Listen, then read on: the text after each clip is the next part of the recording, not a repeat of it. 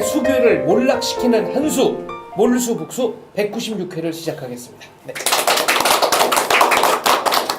네, 지난 회 퀴즈 주승현 교수가 재직하고 있는 학교 그리고 주소, 입학 정원 등등이었는데요.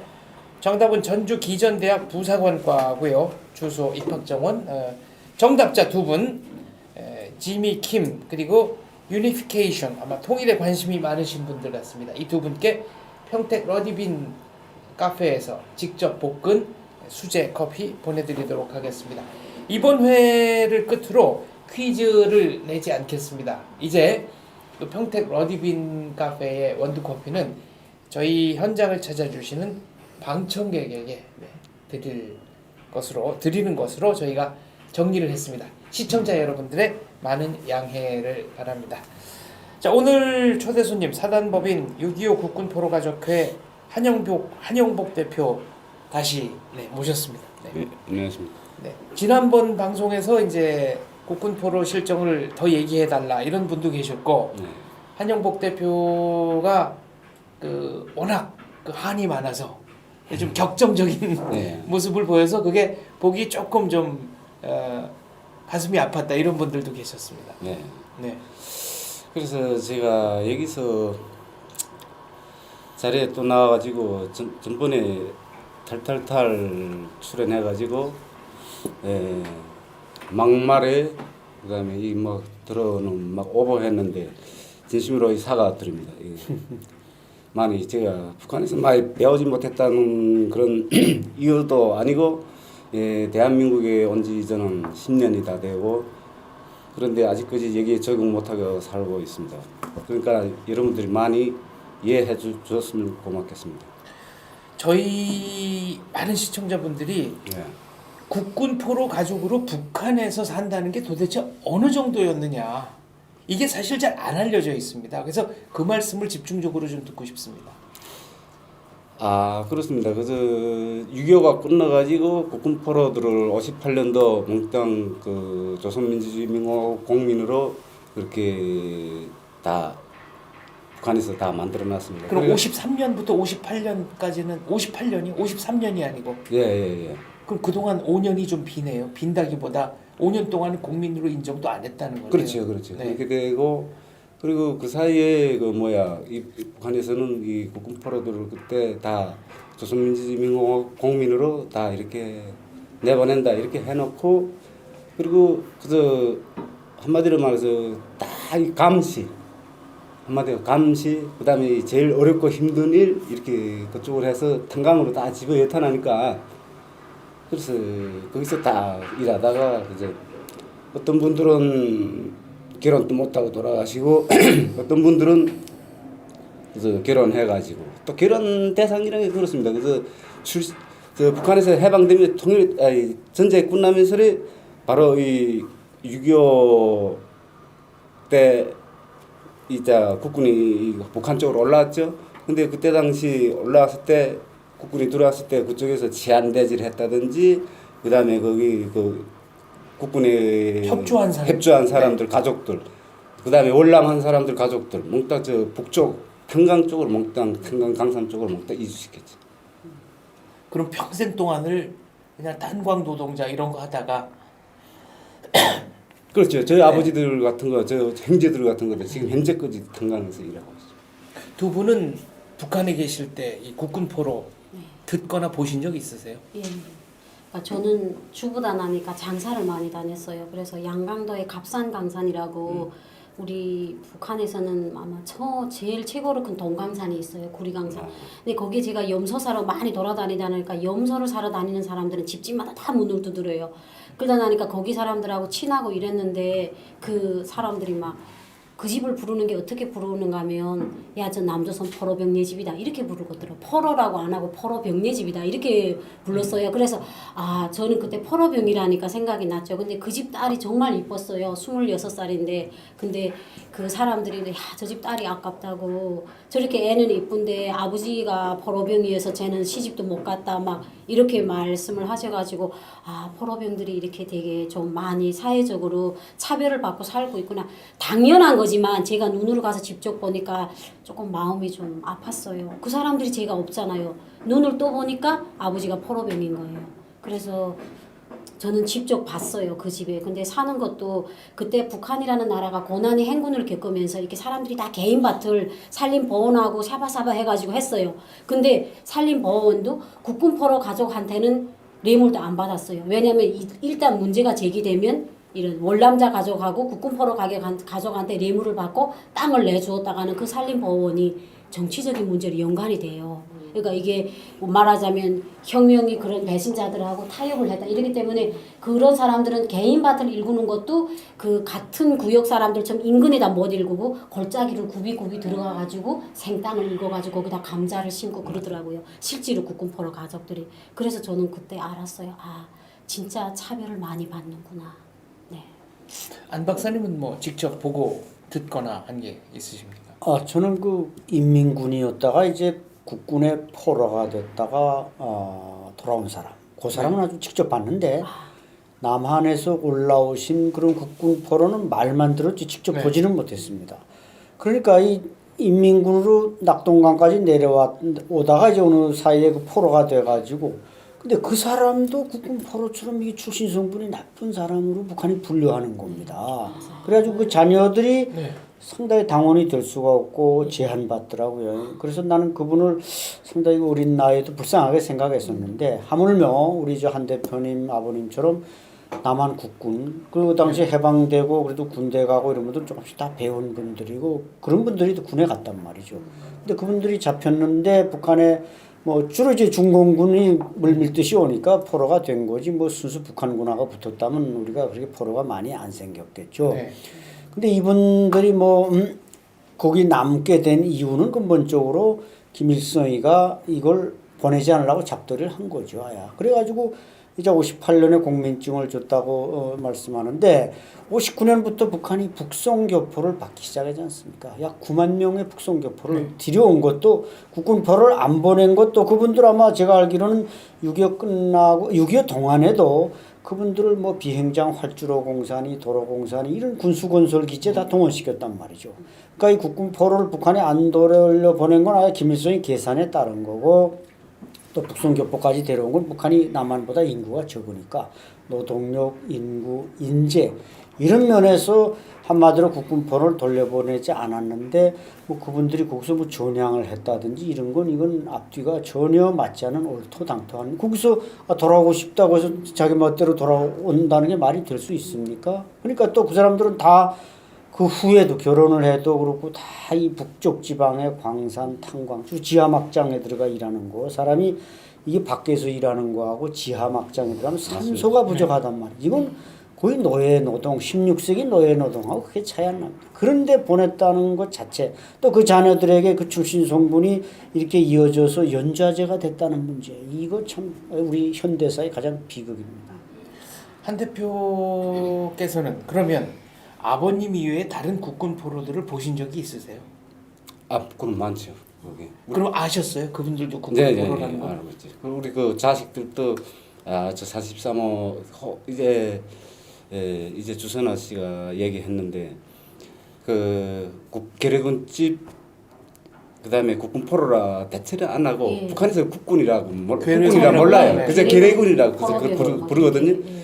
국군이라고 절대로 안 불러요. 네, 안 불러요. 그 계래군 집이라 집이라든지 저 43호 그리고 계래군 포로 집이라든지 이렇게 부릅니다. 거기서는. 그래가지고 저희 아버지들 같은 거는 현실적으로 자식들도 그렇습니다. 지금 자식들도 그래 아버지들도 그래 군번 말 안 해요. 우리 아버지 집에 들어와서도 말 안 하고 밖에 나가서도 절대 말 안 합니다.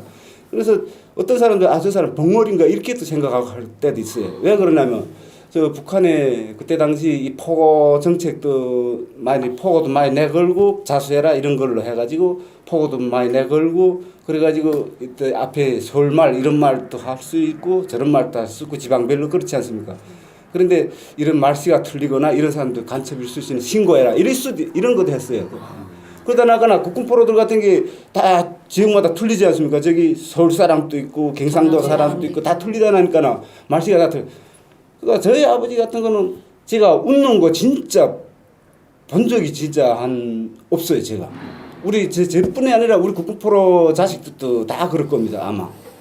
그래서 한마디로 소경 맹인이죠. 맹인의 벙어리에 이렇게 살았습니다. 여기서 한마디로. 아, 제가 선생님한테 꼭 물어보고 싶은 게 있는데 아버님에 대해서 원망하거나 그래 본 적은 없으세요? 우리를 왜 아버지는 포로병이 돼가지고 우리를 이렇게 만들었냐 이렇게. 아이 원망은 좀 안 했다고는 그 거짓말이고 예. 저는 저보다 우리 형이 많이 했어요. 혹시 몇 살 때 아버님이 포로다 그런 걸 알았죠 우리 한 대표. 내가 이민학교 3학년 때 내가 알았어요. 그러면 이민학교 3학년 때면 여기를 말하면 어떻게 되냐? 10살. 10살, 11살 요때도 되거든요. 11, 12살. 우리는 저 북한에서 또 탄강이다 하니까나 거기는 다 이 출신성분 나쁜 사람들이라 네, 맞아요. 탄강 이 강산 쪽에는 다 출신성분 나쁜 사람들이라 저희가 살 때는 거기에 학교가 나이 차이가 우리가 최고 6살, 7살 차이까지 한 학년에 네. 한 학급에 네. 나이 차이가 그렇게 돼 있었어요. 예, 나 학교 다니다가 그 못 아파서 다니고, 못 네. 다시 내려 붙은 사람들도 묵은돼지라고. 북한에서는 묵은돼지라고 예, 그러죠. 묵은돼지라고 하죠. 예. 묵은돼지라고 그렇게 부르는데 그런 사람들도 있고 그래요. 근데 한개반에 보면 그저 70%는 국군포로 자식이거나 출신성분 나쁜 사람들 자식이에요. 치안대라든지 국군포로든지 그래 치안대나 이제 안 교수님이 말씀하셨는데 인민군이 또 이게 인민군이 됐다가 포로된 사람들이 아, 예. 그 사람들도 출신성분 좀 나쁘더라고요. 예, 완전 나빠요. 예, 완전 나쁘진 않고 어떻게 나쁘냐면 그 사람들이 네. 거기서 간첩 임무 받았다든지 이런 아. 포로 수용소에서 그거나 아니 그 사람도 얼마나 억울하겠어요. 나름대로 자기들은 북한을 위해서 열심히 싸웠는데. 그렇죠. 또 거제도 돌아왔는데. 예. 그래 거제도 수용소도 가보면 그 인민군들이 포로들이 거기서 얼마 잘 싸웠어요. 거기서 뭐 미군 뭐 사령관 또뭐 얘네 인질로 잡아. 네, 포로 소장, 딘 소장 납치하기도 하고. 그런데- 수용소 안에서. 근데 이 사람들은 제 옛날 속담 있지 않습니까? 제가 깨끗하지 못하면 남도 그렇게 깨끗하지 못한 것도 그렇게 보이지 않습니까? 맞아요. 그러니까 이 사람들도 그 사람들을 간첩으로 그렇게 보고 그래요. 근데 하물며 국군포로는 더 어떻게 하겠습니까? 그게 그러니까 제 사람도 믿지 못하는데. 맞아요. 그러다가 서로 감시에 다 엉켜 있어요. 우리는 북한 자체가 왜 아직까지도 붕괴 뭐 일어나나 저기서 서로 다 감시망이 다 서로 엉켜 있어요. 그러다 나니까 저기 폭동 뭐 일어나는 게 그래서 우리 같은 게 전번에도 제가 말씀했지만 우리 집 자체가 하모니카 사택이야. 저기 한 줄 사택인데 집도 브로커 집도 아니고 이 흙으로 만든 그런 토끼 집도 아니에요. 산자집. 다 산자를 이렇게 다 엮어서 이렇게 마서 거기다 집 섞어서 진흙 붙여서 한 집이에요. 그러다 옆에 집 소리 다 들려요. 그냥 이렇게 가만히 있어도 들리는데 기대하면 더 잘 들리겠죠.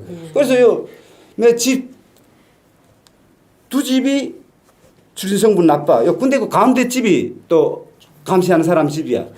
그래서 북한에서 옛날에 그 이북 오도 선전 언제도 있었지만, 그리고 우리 같은 경우는 가운데 집이 그 이시는 다 경계해요. 다 알고 있어요, 우리도.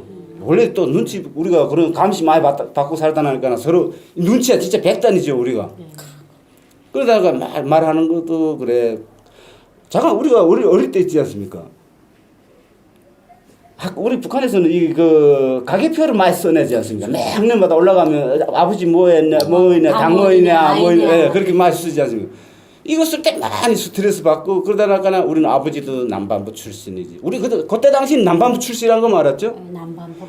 근데 나는 그때 당시 우리 누나가 형도 제일 큰 형도 있어서 그때 당시 학교를 졸업하게 됐어. 근데 탄강. 우리 형이랑 체격도 좋고 인물도 좋고 다 좋아요. 근데 군대 못 나가고 탄강이야.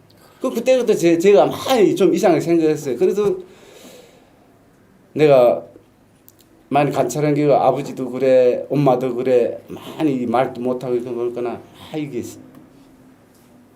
나도 좀 많이 이게 눈치가 많은 놈이라 그래서 생각해보거나 이게 그래서 아버지하고 내가 그때는 한 고등학교 3학년 때 내가 아버지하고 물어봤죠. 어떻게 돼서 이게 한국에 왔나? 예. 그 개력이랑 말은 안 하고 어떻게 돼서 이게 한국에 왔냐 물어봤거나 그날은 말 안 해. 그것도 산에 송이 캐러 올라갔다가 어떻게 북한에 오게 북한으로 됐냐? 왔냐. 네, 네. 어떻게 그렇게 북한에 물으셨겠지. 오게 네. 그때 송이 캐러 올라갔다가 그래서 물어본 거야. 그래서 그때 그날은 대답한 그 다음 날에 또 송이 캐러 올라갔는데 아버지가 얘기하더라고요. 사실 저기 남수성 가면 복숭아도 이 어린애 이 가난애 그 머리 많아다든지 배도 그만하든지 진짜 오니까 그만해. 맞아요.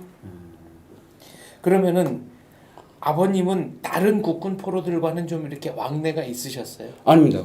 그 절대로 네. 이 국군 포로들끼리 같이 또 그다음 여럿이 모여서 같이 술 먹거나 이러지 못했어요. 우리는. 여기도 옛날에 그런 게 있다더라고요. 무슨 5시 뭐 앉으면 방공법이 걸린다 이런 게 있더라고요. 여기서도 그렇게 했는데 우리 북한에서 더 어찌 했겠습니까?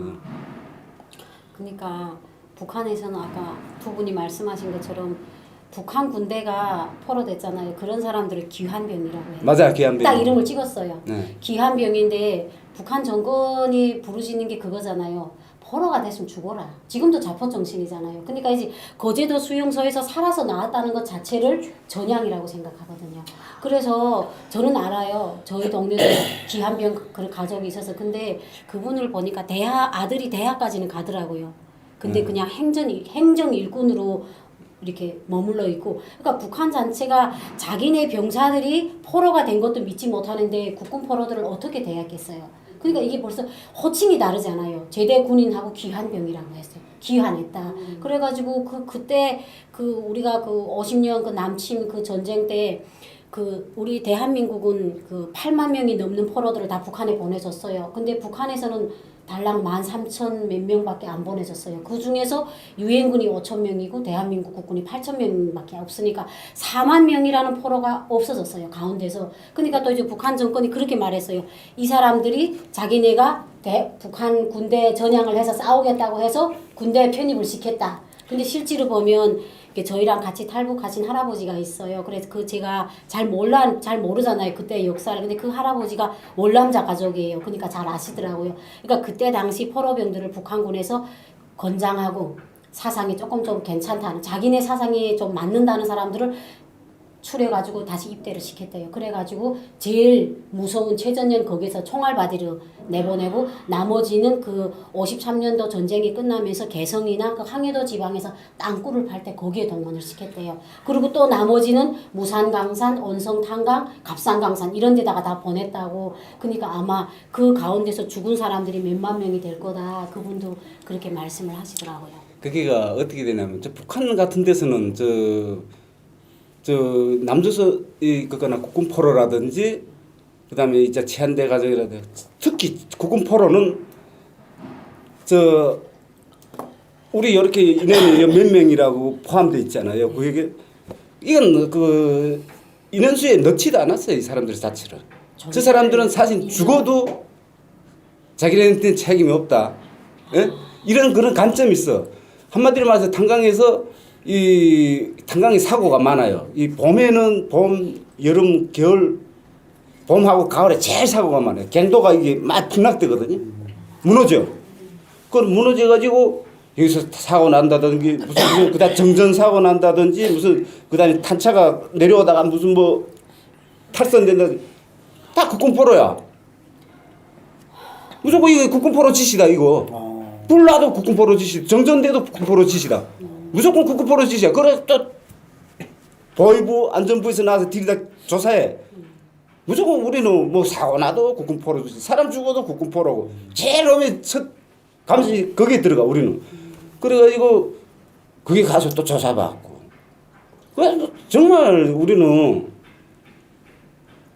북한은 국군 포로, 미송환 국군 포로의 존재 자체를 한 번도 인정하지 않다가 그렇죠. 90년대 중반인가요? 조창호 소위 예. 네. 그분이 와서 이제 중위가 됐죠. 한대금 증명이 된 겁니다. 네, 증명이 됐고 그러니까 이제 북한이 이제 말씀하신 대로 우리는 포로가 없다. 네. 그 사람들은 와서 다 뭐야 이게 마음을 바꿔서 우리 공화국 국민이 됐다, 됐으니까 맞아요. 포로라는 건 존재하지 않는다. 이런 어떤 이 이데올로기적인 잣대로 포로를 평가하는 겁니다. 그러나 유엔 이 제네바 협약은 포로를 엄연하게 중립적으로 대접해주고 송환하고 이걸 원칙으로 하고 있단 말이죠. 당연히 북한도 그 4만여 명의 포로를 돌려보냈어야죠. 그분들이 자발적으로 북한에 남았다. 단 한 사람도 남을 사람이 없습니다. 제가 볼 때. 그렇죠. 우리 이승만 대통령은 알아서 포로를 속방하니까 반공포로 속방. 반공포로 네. 속방해서 참 그 세계사에 큰 족적을 남겨서 우리 그 포로들은 갈 사람 가고 서울에 떨어진 사람이 태반이지만 뭐 캐나다로도 가고 멕시코로도 네. 가고 다 갔단 말이죠. 만약에 북한에서도 그렇게 했다면 그분들이 다 남쪽 땅으로 돌아오지 그런 산골짜기 북한 땅에 뭐 때문에 그렇죠. 남았겠냐 맞습니다. 이거죠. 네. 그래서 이제 뭔가 남북 대화가 있을 때도 2000년대 들어와서부터 점점 이 포로 문제가 쟁점화되면서 아마 이명박 대통령 때는 한때 그 싱가포르 접촉 이후에 공개가 됐지만 국군 포로 몇 분을 뭐 정상회담하고 또 데려오는 문제 이렇게 북한은 그냥 이걸 어떤 정치적인 레버리지로만 활용하려고 했지 그분들의 어떤 인도주의적 입장 고향으로 돌아가야 된다는 이 소망 이런 걸 절대적으로 인간적인 기준으로 판단해서 집행한 적이 한 번도 없다는 것입니다. 자, 여기서 그럼 한 대표께 질문 들어갑니다. 네. 아버님은 한국으로 오고 싶어 하셨습니까? 야, 그게 또 말했습니까? 그게 아버지가 18살에 17살에 군에 나가고 네. 48년도 국방경비대 창설부터 거기 입대하신 분인데 아니 명절 때면 계속 술만 마시면 혼자서 집에서 혼자 마셔? 술도? 같이 여러 사람 못 와서 마셔야 되겠는데 근데 혼자 마셔 술을 술 마시고 울어 그래서 우는 게 그래서 어머니 하면 그런 울어 강원도 삼척이 고향이시라고. 그렇죠 그러세요? 예. 북한 말하고 비슷하죠. 거기는. 그래가지고 그 울고 그저 추석 때라든지 설날이라든지 이때 많이 보고 싶으나 봐. 그게 우리가 이게 한국에 제가 10년 됐는데 내가 지금 또 전에도 내가 방송에 나는 진짜 가고 싶은 건 아니죠. 내가 사실 내가 좀 너무 좀 사실 오버해서 너무 정부가 하는 태도나 국군포로에 대한 태도나 정부가 지금 나가는 그 태도나 너무 눈에 제대로 안 보이니까 제가 사실 그렇게 투정한 겁니다. 사실 가고 싶은 생각은 사실 없죠. 그 골짜기 거기 어떻게 거기 삽니까? 앞에 봐도 산, 뒤에 봐도 산인데 거기서 아니 남쪽에 먹을 것도 많고 이런데 거기서 살겠다는 사람 누가 있습니까? 깨남 이제 아까도 말했 이제 소토지 밭이라 그랬죠. 진짜 우리 국군포로들은 이 땅도 이제 자기 개인 뭐 심어가지고 급한 밭이 좋은 게 없어요. 다 이 버럭사이라든지 돌밭이나 이런 데 가서 뚜재서 그 지게를 매서 가서 이렇게 심고 살아요. 그런데 우리 아버지 같은 경우에 계속 명절 때면 고향에 가고 싶고 고향 말만 하고 이렇게 근데 집에서 못해. 옆에서 또 들으니까나 그렇게 말하면 또 잡아가. 우리가 어릴 때만 봐도 밤 되면 옆에 집이 없어. 우리 한줄이 또 집이 없어졌어. 그래갖고 밑에 다 모니까 사택이 하니까. 그럼 우리 밤새 쉬러 갔다는 거야. 왜 쉬러 가는? 정치범 수용소에서 쉬러 간 거야. 근데 좀 출신성부 조금 괜찮은 부모, 그러니까 와이프죠. 그 엄마가 출신성부 좀 괜찮아. 그럼 이런 집은 그 집은 내놓고 본인만 싫어서 정치범 수용소예요. 바로 우리 집 옆에 뭐 있냐? 북한에서 진짜 제일 큰 정치범 수용소가 있어요. 네, 그분은 한 번쯤 만나보고 싶습니다. 그 22호 정치범 수용소 거기서 운전기사 하다가 여기 한국으로 탈북해 온 사람 하나 있습니다. 그분은 네, 한번 만나보고 싶습니다. 그 사람이 거기 22호 정치범 수용소에 있었는데 그때 바로 옆에 우리 그저 한 2km, 4km 됩니다. 우리 탄강에서 그 정치범 수용소까지. 거기 바로 실어가 버려요. 우리는. 제가 이 질문을 드린 이유가 있습니다. 예. 극히 일부기는 하겠지만 대한민국 정부 관계자 중에 어떤 분은 북한의 국군 포로는 다 전향해서 국민증도 받은 사람 아니냐. 예. 이런 식으로 말씀하시는 분이 극히 일부지만 계시다고 들었거든요. 예. 그러니까 그런 말을 직접 들으신 적이 있으세요? 예, 예, 예. 어디서? 우리가 국방부에 우리가 많이 민원도 냅니다. 그다음에 우리가 지금 현재 아버지 명예 회복을 지금 해달라는 제가 댓글에도 보니까 이 명예 회복 도대체 어떤 구체적으로 뭐냐 명예. 네, 이렇게 말도 물어보더라고요. 네. 그래서 제가 그에 대해서 말씀드리고 싶습니다. 지금 한국에 우리가 와 보니까나 우리 북한에서 체제에서 살아보고 북한 공산 체계에서 살아보고 이런 자본주의 사회에서도 살아보니까나 그렇더라고요. 북한에서는 그래도 거기서 군에 갔다 와서 이제 제대되거나 이렇게 되면 그 사람들이 간부 등용에서나 모든 데서 다 바탕이죠. 여기서는 그 뭐라나 그 1차 대상으로 모든 게 다 들어가요. 거기에. 국가 유공자. 배려가 네. 네, 대우가. 근데 저기 이제 우리 아버지들이나 우리 자식들이나 이런 데서 놓고 볼 때는 지금 이게 그렇게 안 돼 있어요. 우리가. 그러니까 극히 일부 정부 관계자들은 당신 아버지들은 북한에 이미 뭐 네, 그래서 북한 쪽으로 전향한 거 아니냐 이런 얘기를 한다는 거 아니에요? 우리 앞에서는 그렇게 말 못합니다. 네. 근데 지금 나가서 그렇게 말하고 지금 저 사람들하고 같이 데모하는데 협조하지 말라. 저 사람들 우리가 돈을 4,790만 원 위로금이라고 하고 제일 처음에 절대 저 위로금이라고 하고 준 거예요. 저 돈은. 근데 지금 그 사람들은 그 지원금이라고 썼고 그다음에 무슨 뭐 그래서 다른 전몰군경 유족회나 이 한국에 있는 그런 가족들처럼 그런 보상금이라고 썼다. 이렇게 지금 말이 계속 시기마다 달라져요. 국방부 자체가 정부 자체가.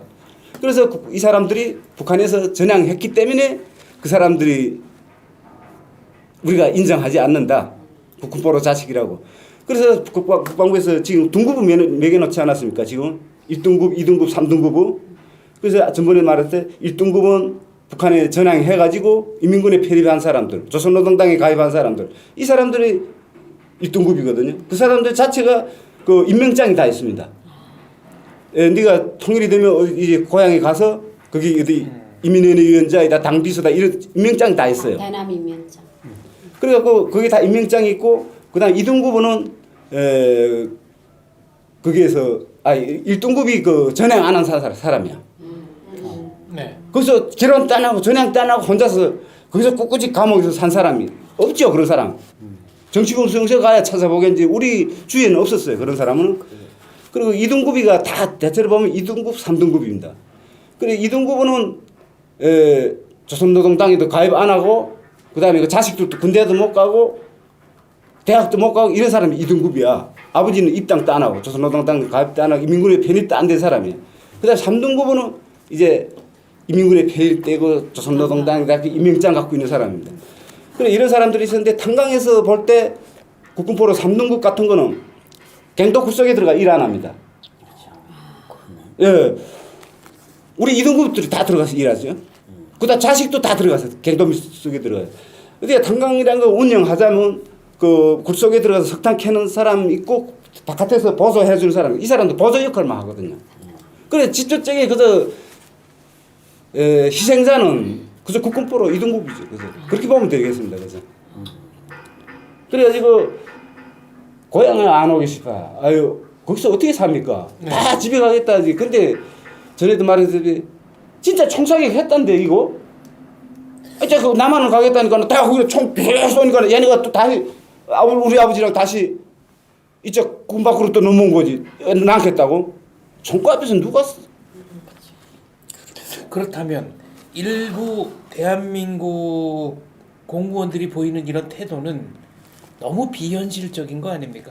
물론 극히 일부기는 합니다만. 그렇죠. 그것은 우리가 6.25 전쟁 자체에 대한 어떤 이 완전히 왜곡된 게 아닌가. 왜냐하면 이 전쟁이 일어남으로써 물론 북한의 남침이지만 전쟁이 일어났고 이분들은 포로가 된 게 자의가 아닌 타의에 의해서 네. 포로가 됐고 그러니까 이분들에 대해서 국가가 책임져 줘야 되는 건 이건 당연한 도리입니다. 도리죠. 뭐 그분이 무슨 국군 포로가 무슨 자발적으로 갔다든지 이러면 그건 책임하고는 전혀 관계없지만 이분들은 전쟁 과정에 국가의 사명을 수행하다가 네. 잡혔기 때문에 이것은 제네바 협정에서 완전히 신사적으로 이 사람들 대접해야 되는데 북한은 그걸 안 하고 이제 와서 강제로 그야말로 이자 말씀한 대로 총구를 들이대면서 군대 군복 입어라든지 당원증을 준다든지 그 열심히 한 사람도 제가 볼 때는 그냥 살기 위해서 한 것뿐인데 그 급수는 이제 어떻게 고려가 될지 모르지만 그걸 가지고 이제 와서 뭐 전향이니 뭐니 이런 표현을 쓴다는 것은 이건 완전한 언어 도단이죠. 있을 수 없는 일입니다. 아니 심각하네요. 예 남쪽으로 가고 싶은 사람 이쪽으로 줄 서 거긴다 총 쏘고 그렇죠. 그러면 안 가겠다 손 들어봐. 그래서 손 들은 걸 가지고 전향이라고 그렇죠. 한다면 이거는 좀 말이 안 되는.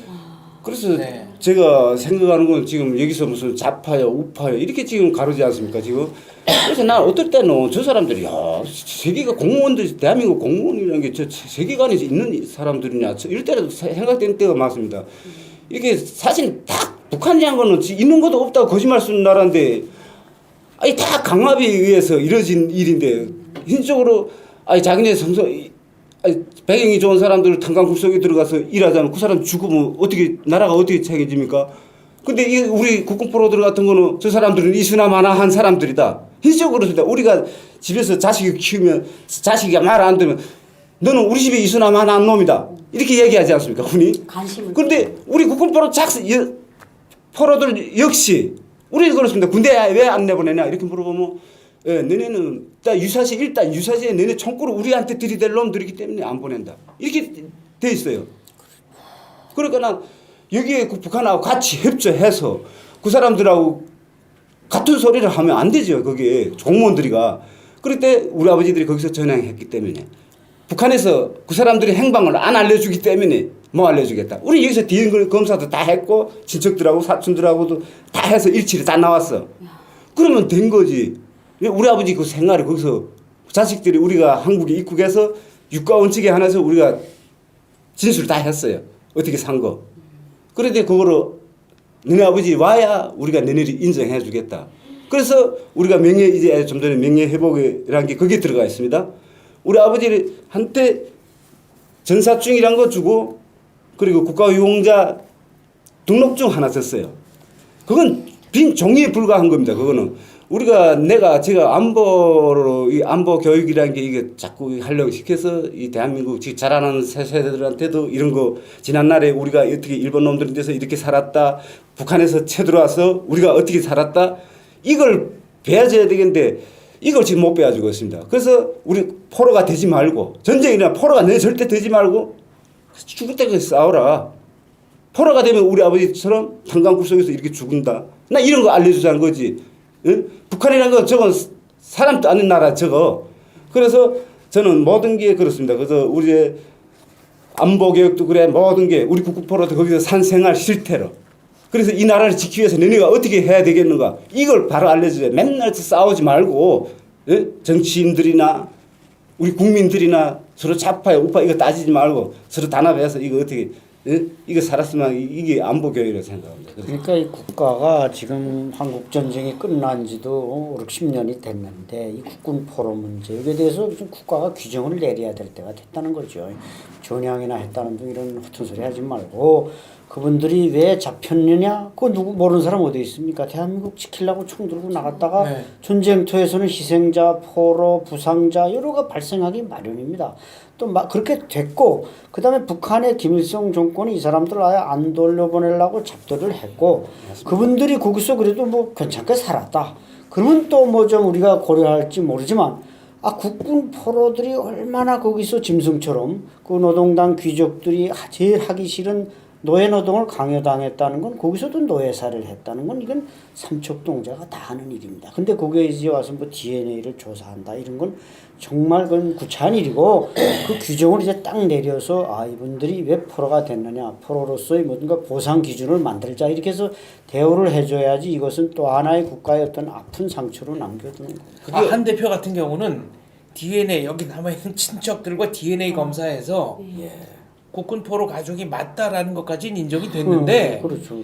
북한에서 발행한 사망 진단서를 갖고 와라. 어떻게 그랬다는 겁니다. 갖다 본인 사망서 진단서 나올 판인데 네. 이제 한 선생님이 말씀하시는 거 들으면서 아니 왜 우리나라 대한민국이 북한하고 비슷한 살을 할까? 이게 이분들은 결국은 그거잖아요. 양쪽에서. 그러니까 그냥 그 조국 그 전쟁에 참가해 가지고 잡혔다는 그 죄 갖고 수십 년을 이렇게 살았는데 이걸 돈으로도 보상받을 수 없는 거잖아요. 돈이 아닌 진짜 이건 보상 못 받아요. 어느 만큼 보상을 해줘도 이 아픈 상처를 못 메우잖아요.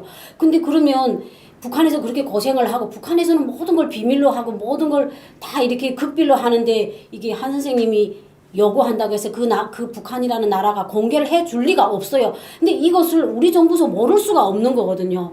그러면 이게 이런 분들에 대해서는 대한민국 정부가 전적으로 해가지고 보상도 해주고 이런 사람들을 대우도 해주고 품어줘야 되잖아요. 근데 사망 진단서를 해오라. 저는 처음 들었는데. 아니, 그러니까 100번 양보해서 예, 너무한 것 당신이 같아요. 국군포로 가족 맞느냐 이거는 확인할 수도 있다고 봐요. 근데 친척들이랑 DNA 검사를 해서 이제 예. 아버님이 이제 한국에서는 뭐 실종자나 뭐 이렇게 뭐 아무튼 처리가 돼 있었겠죠. 전사자나 실종자나 뭐. 우리 왔을 때는 네. 저 전사로 다 처리돼 있고 네. 99년도 8년도에 실종된 자, 거 네. 전사 처리했다. 아무튼 이제 전사 조창호 소위 같은 경우도 전사 처리돼 가지고 자기가 그 직접 자기 위패를 이렇게 드러내는 그렇죠. 세레모니를 하고 그랬죠. 예. 근데 가족인 것까지는 인정이 됐답니다. DNA 검사를 통해서. 근데 아버지 돌아가셨다는 거를 증명하지 않으면 지원할 수 없다. 그래서 북한에 지금 돈 넣어가지고 증명서 받아왔다는 건데 이게 저는 좀 말이 안 된다고 보는 거죠. 진짜 가족까지 확인됐으면 그걸로 끝나야지. 네. 거기서 사망 진단서를 받아와야 된다. 그건 위조할 수도 있습니다. 그러나 본인은 위조 안 되는 거 아닙니까? 네. 그걸로 끝내야지. DNA를 그 이상 요구한다는 건 제가 볼 땐 그건 잘못된 거라고 봅니다. 완전 잘못됐죠. 어떻게 그런 말이 있을 수 있어요? 이거는 우리나라 말이 아닌 거. 그래서 이제 아버지 전사 날짜로 지금까지도 아직 정정 안 해주고 있어요. 전사 날짜로. 자, 제가 전에도 말씀드렸지만 국가보훈처에 가서 국가유공자 유족으로 등록해라. 그래서 제가 좋아서 그 들고서 가서 등록하려고 갔는데 아니 아버지가 50년대 전사로 돼 있는데 어떻게 60년도 자식이 되냐 있을 수 있나 이러는 거야. 그래 우리 어떤 사람들은 가서 막 싸우기도 했대요. 근데 저 들어보니까 맞아 그분이 말이 공무원이 말이 이거 이렇게 되는구나 맞구나 이거 고쳐야 되겠네. 그래서 국방부에 가서 말했습니다. 이 전사 날짜 이거 고쳐달라. 예? 이 고쳐야 이거 유족으로 등록할 거 아니냐거나 안 된다는 거예요. 그게 어떻게 우리 아버지를 어떻게 확인할 수 없다는 거야. 그 북한에서 죽었는지 살았는지. 그래서 그때 그 진단서 제가 하나 떼왔습니다. 그거 우리 이제 105세대 되는 사람들 한 명 떼. 그래서 그 사람들이 저쪽 북한 쪽에 선도 없고 백도 없고 이렇게 되니까 못 떼올 수도 있겠죠. 저는 그때 군방 와가지고 그때 한참 막 도망가고 막 넘어다닐 때라 사실 좋긴 좋았지. 그래서 그때 떼온 것도 우리 동생이 또 우사도 그래 다 철직되고 감옥에 가고 그렇게 됐죠. 그래서 이것도 안 해주고 아버지가 국가유공자면 그 국가유공자에 맞는 국가적 예우가 있어야 되지 않습니까? 그게 명예란 게 뭐입니까? 군인이란 게 또 뭐이고? 그래서 그 명예에 죽고 명예에 산다는 소리 있지 않습니까? 그래서 올바른 명예 회복에 우리 자식이가 우리는 북한에서도 고하고 아직 여기 와서도 고합니다. 아버지가 있어야 그 자식이 있겠는데 아버지가 없는데 어떻게 자식이 있습니까? 그러니까 여기서는 우리가 아버지 호적에 우리 할아버지 할머니 고모 다 있어. 근데 우리 아버지까지 있는데 저는 없습니다. 북한에서도 없고 여기 와서도 없습니다. 그래서 여기 와서 아버지 그 호적에 거기 나도 같이 따라 올려달라니까나 뭐 원래 안 된다는 거야 지금. 안 된대요 그게. 왜? 아버지가 살아와야 된다는 거지. 유해라도 와야 된다는. 그럼 이제 가서 유해 파오고 뭐 어찌가 뭐 더 정세가 또 남북 관계나 중국하고 한국 관계나 이게 더 어지럽거든요 이게. 그래가지고 잠깐 우리가 뭐 안 해서 전사 등록도 안 되고 전사 날짜 정정도 안 되고 우리가 아버지 자식이면 저쪽에 올라가야 되는 거 맞습니까? 틀립니까? 맞죠? 근데 이게 안 된다는 거지 지금 여기서는. 결국 탈북자의 말은 못 믿겠다는 거잖아요. 그렇지 못 믿겠다는 거지. 저 같은 탈북자로서 딱 들어보니까 이게 대한민국에 사는 원래부터 살던 사람이 이렇게 했으면 아마 확인이 들어가고 가서 했겠죠. 근데 우리가 탈북을 해와서 진술을 했기 때문에 못 믿겠다는 거잖아요. 그렇죠. 그래서 대한민국 사람들이 너네가 북한에서 안 오고 한국에 있는 사람들이라면 이성이 언행의 문제 해결이 언행됐을 거다. 그렇죠. 대구도 남았죠. 그렇게 말해 다. 그렇죠. 그래서 이제 조창호 그때 소위 중위로 되셨지만 그분 왔을 땐 상당히 환영하고 분위기가 좋았어요. 그러니까 본인이 그렇게 살아오면 환영받는데 아니 고생하다 북한에서 돌아가셨으니까 이제 그 돌아가셨으면 그걸 입증을 또 DNA를 했으면 끝나는 거지. 본인은 거짓말 못하는 아, 거죠. 안찬일 박사. 예, 소리를 떼와라. 그럼 가서 그것도 파내가지고 유고를 또 가져오라. 그거 가져오다가 본인까지 지금 사망 진단서 제출할 판인데 네. 그런 절차는 우리 대한민국이 정부가 행정적인 면에서 보건 정책에서 뭔가 반드시 수정해야 될 사항이라고 봅니다. 정말 그럴 일은 없겠지만 정말 그런 일은 없으리라고 믿지만 국가보훈처에서 유공자로 인정하면 이제 말하자면 연금이라든가 기타 돈이 나가야 되니까 그런 차원에서 생각하시는 분이 혹시 계신 건 아닌가. 그렇다면 제 개인적인 생각으로는 정말 좀 납득할 수 없다 이런 말씀 드립니다. 조창호 소위 얘기가 나왔는데 이 조창호 소위는 하여튼 수십 년간 강제 노동을 하다가 탈북을 했는데 매일 아침마다 군번은 잃어버리지 않기 위해서 매일 머릿속으로 그거는 이제 되뇌었다 이런 말씀하셨거든요. 혹시 아버님께서 군번 같은 거 네, 제가 알려주셨습니까? 네, 제가 그래서 언제? 그게 제가 이제 고등학교 3학년 때죠. 네. 그때 이제 산에 가서 그 얘기한 게 아버지 고향도 다 말하고 아버지 부대도 다 말하고 군번도 말하고 그때 포로된 그 얘기도 그때도 한 게 그래서 그때도 좀 나이 그렇게 저도 많이 구체적으로 귀담아 듣진 않았어요. 근데 이제 할아버지 할머니 그다음에 쭉 형제들 그거는 제가 다 귀담아 들었지. 왜 우리가 조사하고 우리가 뿌리기 때문에 이건 알아야 돼. 훗날이라도 이거는 아버지가 얘기하신 게 꼭 찾아야 된다. 이건 그 얘기돼 있었거든요. 그래서 요건 다 기억했는데 다 나머지는 그새 비스듬히 들어가지고 그 언론 그 비유해서 말하고 그렇게 했는데 현실적으로 우리 아버지들이 거기서 이제 이등급이라든지 이런 사람들이 제일 먼저 죽었어요. 사실은 그 사람들이 북한에 협조한 것도 없습니다. 그 사람들 북한에서 그때 한국에서 보니까나 포로들을 일 안 시켰더라고요. 네. 이래 수용소 다 그렇게 제네바 협의를 따랐죠. 네. 이제 그제도 프로 수용소 가 보니까 그러니까 그놈들이 거기 폭동 일으키고 난리 하는 거예요. 봐봐봐 폭동 일으키나. 그러니까 나는 이제 우리 아버지들 같은 거는 전쟁 일어나서부터 이제 포로들 잡아서 다 이게 이제 일본 사람들이 그 버리고 간 탄강 거기 가서 몽딱 탄강 그거 굴을 뚫고 다 이거 정비 작업했어 쟤네가. 휴전 전부터. 그렇죠. 아예 전쟁 때부터 했단데요. 저 사람들은 인력으로 썼단데 북한에서는. 그 사람은 가만히 포로 수용소에 가다 놓고 안 있었어. 싹 일시켰어. 도로공사, 다리 복구 다 일시킨 거예요. 북한에서는.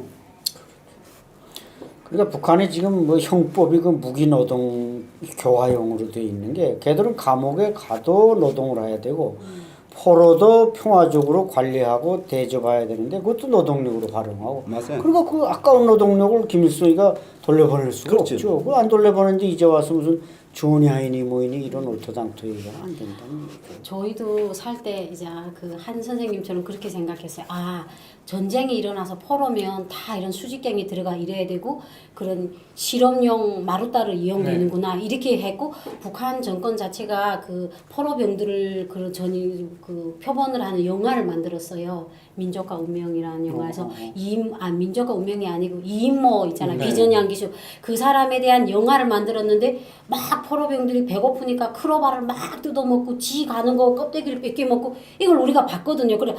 그래 북한 군대들이 남조선이가 포로돼서 저렇게 살았구나. 우린 이렇게 생각을 아니요, 했어요. 북한 국군 포로들이 그렇게 살았지. 인민 포로는 근데 그렇게 안 북한 살았지. 정권이 그런 예술 영화를 만들었어요. 이인모에 대한 거. 우리는 그렇게 알고 있었는데 이인모가 왔잖아요.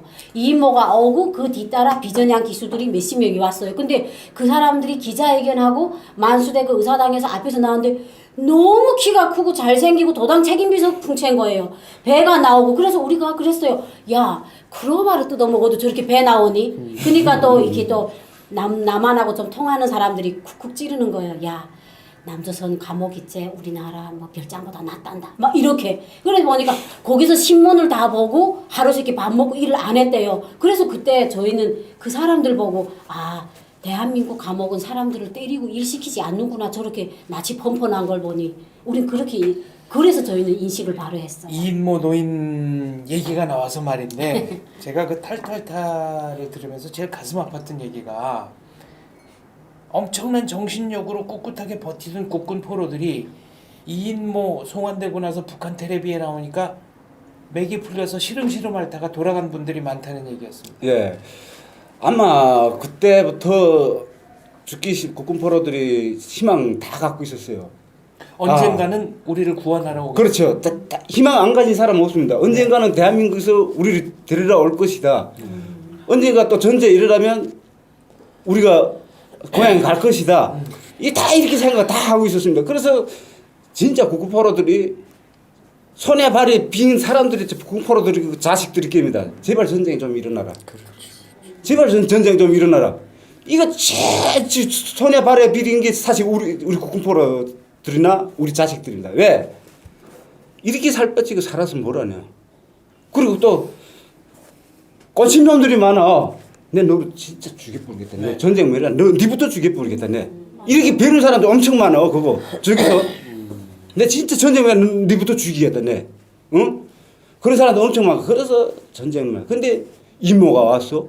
근데 그 뒤로 글쎄 이모 한 명 왔을 때 그건 좋다. 그 뒤로 이민국 포로가 63명이야. 네. 이 사람들이 우르고 왔어. 야, 한 명 받으면 들여다보니까 국군 포로들 마음이 어떻겠어요? 진짜 피눈물 떨어지고 진짜 고향에 가서 나이가 있지. 어릴 때 왔지. 또 이제 나이가 먹으면 어린애 마음이랬는데 또 이렇게 집에 또 가기 쉽지. 부모 보기 쉽지. 내가 나이 먹으면 진짜 고향 생각나고 무슨 뭐 어린애 마음이란 게 내 무슨 소리인가 했는데 진짜 그렇더란데요. 그래서 애들이 큰 거는 모르고 자기 나이 먹는 걸 모른다는 소리도 있지 않습니까? 진짜 그렇더라고요. 내가 우리 애 때 일도 그렇고 우리 애가 이제 고등학교 학생이 돼서 이제 키도 이제 없고 이렇게 됐겠는데 난 아직도 그때 그 생각이야. 우리 애가 요만 9살 때 그 본 생각밖에 안 나 나는. 진짜 그렇더라고요. 그게 우리 부모들이란 게 고향 가기 쉽게 얼마나 하세요. 근데 63명이 와 내려와. 야, 그 다음에 기분들이 좋았어. 우리 아버지랑 사실은. 야, 우리도 이제 가게 됐구나. 이제 남쪽에서 보내줬으니까 우리도 이제 갈 수 있구나. 그래서 그때도 또 그 사람들이 왔다 갔지. 이 한국에서. 진짜 이렇게 됐어. 그게가 12월 달. 그때도 아무 소식도 없었어. 한 석 달 지나서도 소식이 없고 이래. 그다음부터 사람들이 들어 늙기 시작했어. 맥 놓은 거지 결국은. 맥이 풀려서. 풀려 놓은 거. 그다음부터 앓기 시작하고 병이 태어나고 그다음에 탄광불 속에서 일하다 나니까 그 사람들이 엉만 진짜 이제 몸이란 게 그렇게 굳이 일어나던 사람 나가서 토밭도 김매고 이러던 사람들 다 들어 누워. 그 사람들 실은 앓기 주고 어떤 사람은 자살해 주고 사람도 꽤 있어요 그게. 지금 괜히 희망을 가졌다가 그 실망 때문에. 근데 저는 좀 한 선생님한테는 죄스러운 건데 그때 63명이 왔잖아요. 저희 할아버지가 저희 아빠가 7살 때 전쟁에 죽어서 전자통지서가 왔어요. 그래서 아빠가 술만 드시면 자꾸 자기 할아버지 이름을 나한테 대주면서 살아있을지도 모른다. 너희 할머니는 전사 통지서만 받았대요. 그래서 그때 63명이 왔잖아요. 그래 그 이름을 노동신문에다 막 했는데 저거 뚫거지게 봤어요. 할아버지 이름이 있지 않을까. 근데 없는 거예요. 그래서 그때 저는 또 그분들이 오니까 그 대열에 내가 얼굴도 못 본 할아버지가 끼어 있지 않을까 해서 엄청 기다리고 그 신문을 계속 그 이름을 막고 깨알처럼 썼어요. 노동신문에. 근데 할아버지가 없더라고요. 그래 죽었구나. 그래서 벌써 그때부터 우리 아버지 같은 한숨 쉬는 게 틀리던데. 계속 한숨 안 쉬던 분이 한숨 푹 쉬고. 그거 틀리더라고 원래. 근데 이 사람도 국보로 또 내색은 못하지. 내색했다가 또 어느 한 방에 날아나니까 말도 못하고. 그저 진짜 국군포로들이 인생이라는 게 한마디로 말해서 진짜 짐승보다 못한 진짜 노예. 너희라고 생각하면 됩니다. 그래서. 제일 못 먹고 제일 중노동을 담당했으니까 그분들이 그러니까 수명이 길 수가 없죠. 이 산소가 부족한 그 탄광 광산 지하 막장에 들어가면 정말 그냥 코만 막으면 바로 죽는 겁니다. 맞아. 그런 데서 일했는데 그래도 그 일을 하는 순간순간 아마 고향에 복숭아꽃 피는 그런 생각만 했는데 그런 분들이 절망으로 바뀌었는데 어떻게 쓰러지지 않고 버틸 수 아직도 살아있다는데요. 우리 할머니가 살아있대요. 우리 아버지는. 그래요? 예, 그래서 자꾸 지금 그때 생각만 하는 거야. 지금 사람이 그때 딱 그때 시간을 딱 선 거야. 그죠, 아버지. 저희 아빠도 그랬어요. 맨날 그래서 저는 좀 우리 정부에서 제발 좀 이런 분들이 많지도 않잖아요. 많지도 그리고 어떻게 않죠. 이런 말을 거짓말을 할 수가 없어요. 그렇죠. 사람이 거짓말 할 게 따로 있잖아요. 이런 분들은 제발 그 자기네가 그 짓눌렸던 삶을 좀 보상해 줬으면 좋겠어요. 지금 그래서 예. 네, 그래서 국군포로 저는 가족, 국군포로 가족 얘기는 들으면 들을수록 가슴이 너무 아픈데요. 마음이 아파요. 197회에서 이 문제 계속 다루도록 하겠습니다. 일단 196회는 여기서 마무리하겠습니다. 감사합니다.